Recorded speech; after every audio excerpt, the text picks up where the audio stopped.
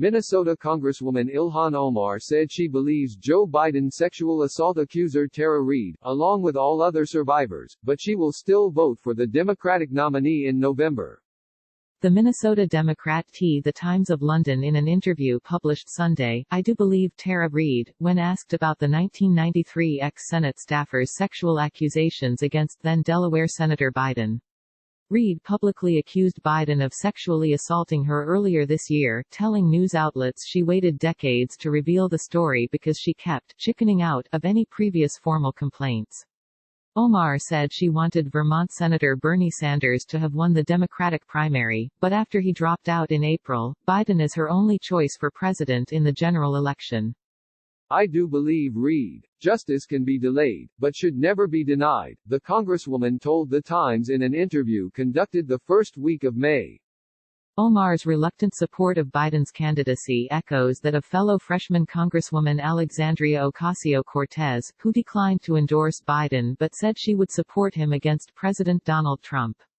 Omar reacted to criticism on social media Monday for her Times remarks about supporting Reade coming forward, saying that believing survivors is in lockstep with her values.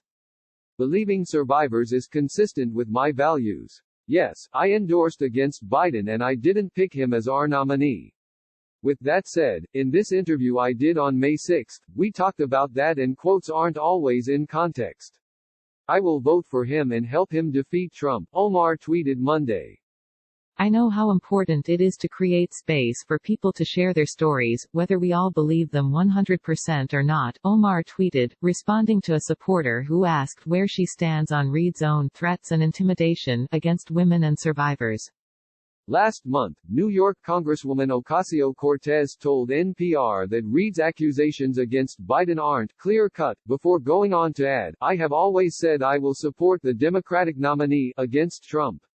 Ocasio-Cortez also endorsed Sanders' candidacy against Biden, but once the Vermont senator suspended his campaign, Biden remained the only Democrat in the race for the party's nomination. "I do not feel a choice in adhering to my principles and my integrity, and being accountable to the movement that brought me here," Ocasio-Cortez said when pressed on whether she'd support Biden after Sanders dropped out in early April. "But also, I don't want another term of Trump. I've always said that I will support the Democratic nominee." Both first-term members of Congress have been hit with a barrage of criticism from the president himself. At a rally last July, Trump supporters echoed tweets of his and chanted, "Send her back," a reference to Omar being born in Somalia. The Times interview with Omar published Sunday blared her headline quote, "I am America's hope and President Trump's nightmare."